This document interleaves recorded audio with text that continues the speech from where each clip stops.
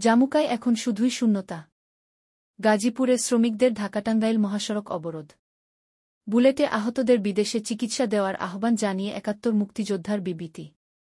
অভিন্ন স্বার্থে বাংলাদেশের অন্তর্বর্তী সরকারের সঙ্গে কাজ করবে পেন্টাগন। নেতৃত্ব দিয়েছিলেন জাতীয় দলে, এখন সামলাবেন গোটা ক্রিকেট। শুনছিলেন গুরুত্বপূর্ণ সংবাদ শিরোনাম, এখন দেখুন বিস্তারিত। আওয়ামী লীগ সরকারের পতনের পর জাতীয় মুক্তিযোদ্ধা কাউন্সিলের জামুকা সব কার্যক্রম বন্ধ হয়ে গেছে। জামুকার ১১ সদস্যের বোর্ড পুনর্গঠিত না হওয়ায় এ পরিস্থিতি হয়েছে। বোর্ডে সাবেক সরকারের মন্ত্রীসহ ৬ জন সংসদ সদস্য ছিলেন। এছাড়া জামুকার মহাপরিচালক, ডিজি পদসহ আরও ৯টি পদ বর্তমানে শূন্য। এর ফলে মুক্তিযোদ্ধা ও অমুক্তিযোদ্ধা যাচাই-বাছাই কার্যক্রম ঘিরে ফের দুর্নীতিবাজরা সক্রিয় হয়ে উঠতে পারে বলে আশঙ্কা করছেন বীর মুক্তিযোদ্ধারা। এ ব্যাপারে জানতে চাইলে জামুকার ভারপ্রাপ্ত ডিজি রুবায়াত শামীম চৌধুরী সমকালকে বলেন, মন্ত্রণালয়ের নির্দেশে জামুকার যাবতীয় কার্যক্রম বন্ধ রয়েছে। বোর্ড পুনর্গঠনের বিষয়ে তিনি বলেন, মন্ত্রণালয় বিষয়গুলো জানে, তারা সিদ্ধান্ত নেবে। সাবেক সরকারের আমলে মুক্তিযুদ্ধ বিষয়ক মন্ত্রী আ ক ম মোজাম্মেল হকের নেতৃত্বে ১১ সদস্যের বোর্ড গঠন করা হয়েছিল। ওই বোর্ডে সাবেক সংসদ সদস্য আবুল হাসানাত আবদুল্লাহ, শাহজাহান খান, ইঞ্জিনিয়ার মোশাররফ হোসেন, শহীদুজ্জামান সরকার, মোস্তাফিজুর রহমান, বীর মুক্তিযোদ্ধা রশিদুল আলম, মেজর অবসরপ্রাপ্ত ওয়াকার হাসান বীর প্রতীক এবং পদাধিকার বলে মন্ত্রণালয়ের সচিব, জামুকার ডিজি ও উপসচিব সদস্য ছিলেন। গত ৯ জুলাই জামুকার সর্বশেষ সভা ৯০তম অনুষ্ঠিত হয়। জামুকায় বর্তমানে প্রায় ৪০ জন কর্মকর্তা-কর্মচারী আছেন। তারা বীর মুক্তিযোদ্ধাদের স্বীকৃতি প্রদান সংক্রান্ত আবেদন যাচাই-বাছাই, অমুক্তিযোদ্ধাদের বিরুদ্ধে অভিযোগসহ নানা বিষয়ে জামুকার বোর্ডকে সহায়তা দিয়ে থাকেন। বোর্ড সংশ্লিষ্ট বিষয়গুলোতে চূড়ান্ত সিদ্ধান্ত দেয়। এর আলোকে মন্ত্রণালয় থেকে সংশ্লিষ্ট মুক্তিযোদ্ধা বা অমুক্তিযোদ্ধার বিষয়ে গেজেট প্রকাশের ব্যবস্থা করা হয়। জামুকার তথ্য অনুযায়ী, মুক্তিযোদ্ধা ও অমুক্তিযোদ্ধা সংশ্লিষ্ট বিষয়ে বর্তমানে প্রায় ২১,০০০ আবেদন ও অভিযোগ যাচাই-বাছাই পর্যায়ে রয়েছে। তবে অধিকাংশ অভিযোগ বা আবেদনের উপর উচ্চ আদালতের নিষেধাজ্ঞা রয়েছে। রাজধানীর কাকরাইলের স্কাউট ভবনে গিয়ে গতকাল রোববার দেখা যায়, জামুকায় শূন্যতা বিরাজ করছে। স্বাভাবিক সময়ের মতো বীর মুক্তিযোদ্ধা বা স্বীকৃতির দাবিদারদের চিরচেনা ভিড় নেই। দপ্তরের কর্মকর্তা-কর্মচারীদের অনেকেই আগেভাগে হাজিরা দিয়ে বাসায় ফিরে গেছেন। জামুকার ডিজির পদও গত ১২ মে থেকে শূন্য। বোর্ড পুনর্গঠনের বিষয়ে জানতে চাইলে মুক্তিযুদ্ধ বিষয়ক মন্ত্রণালয়ের সচিব ইশরাত চৌধুরী সমকালকে বলেন, উপদেষ্টা স্যার নতুন এসেছেন। ইন্টারনাল মিটিং হয়েছে। কিছু নির্দেশনা দিয়েছেন। আমরা সেভাবে কাজ করব, তবে তিনি সবার সিদ্ধান্তের বিষয়ে কিছু জানাতে অপারগতা প্রকাশ করেন। মন্ত্রণালয় সূত্রে জানা গেছে, অন্তর্বর্তীকালীন সরকারের মুক্তিযুদ্ধ মন্ত্রণালয় বিষয়ক উপদেষ্টা ফারুকী আজম বীর প্রতীক ১৪ আগস্ট দায়িত্ব গ্রহণ করেন। তাকে ইতোমধ্যে জামুকার কার্যক্রম ও বোর্ড না থাকায় সমস্যার কথা অবহিত করা হয়েছে। তিনি কিছু সিদ্ধান্ত দিয়েছেন। শিগগিরই বোর্ড পুনর্গঠন হবে।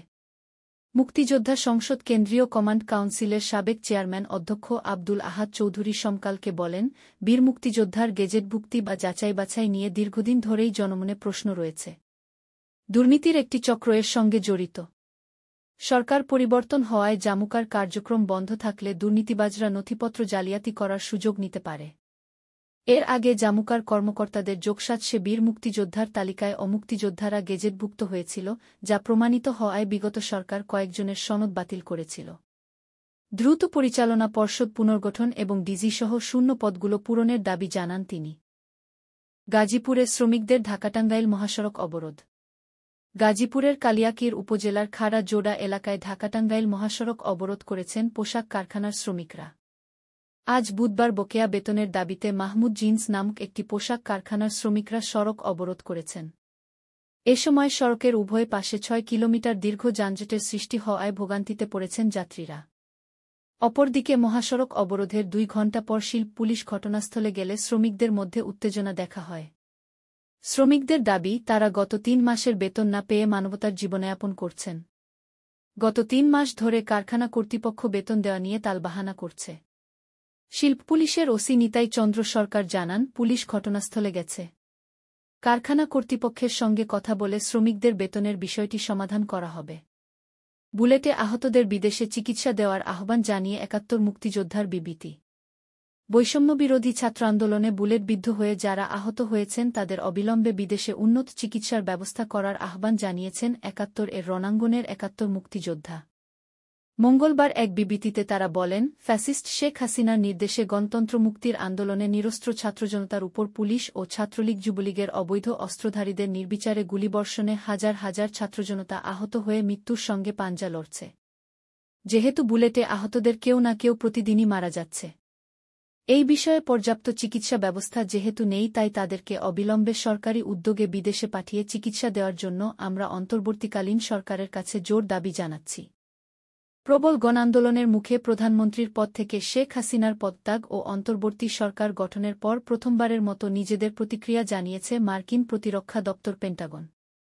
বাংলাদেশের সঙ্গে যুক্তরাষ্ট্রের প্রতিরক্ষা সম্পর্কসহ অভিন্ন স্বার্থে অন্তর্বর্তী সরকারের সঙ্গে কাজ করার প্রতিশ্রুতি দিয়েছে দপ্তরটি। মঙ্গলবার এক প্রেস ব্রিফিংয়ে এসব কথা বলেন পেন্টাগনের মুখপাত্র মেজর জেনারেল প্যাট রাইডার। তিনি বলেন, অবাধ ও মুক্ত ইন্দো প্যাসিফিকের মতো বিষয়কে সামনে রেখে দুই দেশের যৌথ মূল্যবোধ ও অভিন্ন স্বার্থকে প্রাধান্য দিয়ে অন্তর্বর্তী সরকারের সঙ্গে কাজ করার অপেক্ষায় রয়েছে পেন্টাগন। ব্রিফিংয়ে এক সাংবাদিক প্রশ্ন করেন, মুহাম্মদ ইউনূসের নেতৃত্বাধীন অন্তর্বর্তী সরকারের অধীনে শান্তি ও স্থিতিশীলতা রক্ষায় বাংলাদেশ সেনাবাহিনীর ভূমিকাকে পেন্টাগন কিভাবে দেখছে? এই ক্রান্তিকালে যুক্তরাষ্ট্র এবং বাংলাদেশের সামরিক বাহিনীর মধ্যে কোনো ধরনের সহযোগিতা বা যোগাযোগ হচ্ছে? জবাবে মুখপাত্র প্যাট রাইডার বলেন, আপনি জানেন, বাংলাদেশের সঙ্গে আমাদের প্রতিরক্ষা সম্পর্ক রয়েছে। তবে এই মুহূর্তে নির্দিষ্ট কোনো যোগাযোগ বা সহযোগিতার বিষয়ে বলার মতো কিছু নেই। তিনি আরও বলেন, বাংলাদেশ সরকারের সঙ্গে সম্পর্কিত বিষয়ে বলব, আমরা অবশ্যই মানবাধিকারের সুরক্ষা এবং যেকোনো সহিংসতা এড়ানোর প্রত্যাশা করব। এ বিষয়ে বিস্তারিত জানতে মার্কিন পররাষ্ট্র দপ্তরের সঙ্গে যোগাযোগ করারও পরামর্শ দিয়েছেন পেন্টাগন মুখপাত্র। দীর্ঘ এক যুগ পর বিসিবির বাংলাদেশ ক্রিকেট বোর্ড সভাপতির পদ ছাড়লেন নাজমুল হাসান পাপন, যার ফলে শেষ হল বাংলাদেশ ক্রিকেটে পাপন অধ্যায়।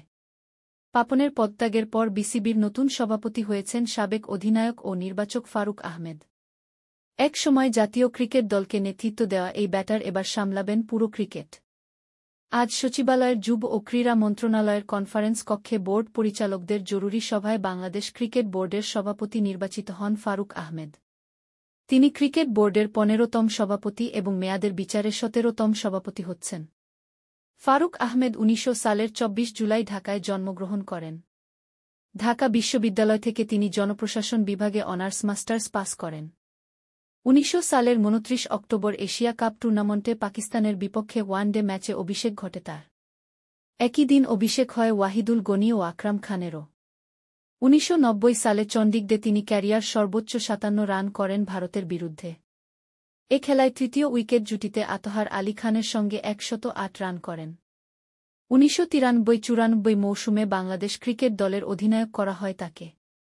কিন্তু তার অধিনায়কত্বে কেনিয়ায় অনুষ্ঠিত ১৯৯৪ সালের আইসিসি ট্রফিতে বাংলাদেশ দল সেমিফাইনালে পৌঁছতে পারেনি, যার ফলে অধিনায়কত্বসহ দল থেকে বাইরে চলে যেতে হয় তাকে। তিনি ১৯৯৯ ওয়ানডে বিশ্বকাপে বাংলাদেশ দলের সদস্য ছিলেন। জাতীয় দলের ক্যারিয়ারের সবশেষ ম্যাচ খেলেন তিনি ১৯৯৯ সালের ২৭ মে অস্ট্রেলিয়ার বিপক্ষে। বাংলাদেশের জার্সি গায়ে তিনি ৭টি ওয়ানডে ম্যাচ খেলে ১০৫ রান করেন। লিস্ট এ ক্রিকেটে তিনি ২১ ম্যাচ থেকে সংগ্রহ করেন ৪৩৭ রান। নবনির্বাচিত সভাপতি ফারুক আহমেদ খেলোয়াড় জীবন শেষে ২০০৩ থেকে ২০০৭ সাল পর্যন্ত বাংলাদেশ ক্রিকেট বোর্ডের প্রধান নির্বাচকের দায়িত্ব পালন করেন। এই সময়ে তিনি সাকিব আল হাসান, মুশফিকুর রহিম, মাহমুদুল্লাহ রিয়াদ, তামিম ইকবালদের মতো কিছু তরুণের মধ্যে অসীম সম্ভাবনা দেখে তাদের জায়গা করে দেন জাতীয় দলে। যখন তিনি দায়িত্ব ছাড়েন তখন তামিম, মুশফিক, মাহমুদুল্লাহ, সাকিবরা হয়ে উঠছেন দলের ভরসা।